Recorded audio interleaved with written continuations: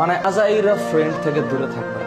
Lifeless কিছু পোলাপান আছে যাদের কথাবার্তার মধ্যে এই বন্ধু জানাস ওই হয়েছে সেই হয়েছে, কার জীবনে কি হয়েছে, নিজের জীবনের খবর নাই, নিজের ঘরের খবর নাই, নিজের লেখাপড়া ঠিক নাই, আছে খালি চল চল এটা করি সেটা করি এই সেই।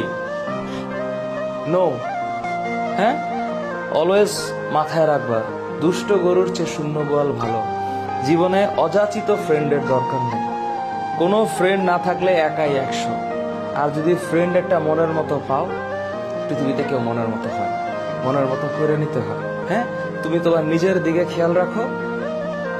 বাই চান্স তোমার যদি ফ্রেন্ড কন্টিনিউ করার বা ফ্রেন্ডশিপ বজায় রাখার ক্ষমতা থাকে, অটোমেটিক তোমার লাইফের সাথে কিছু মানুষ জুড়ে যাবে। ভালো ফ্রেন্ড হচ্ছে জীবনের জন্য একটা ব্লেসিং। যদি না থাকে কষ্ট পায়ও না, যদি থাকে আলহামদুলিল্লাহ। কিন্তু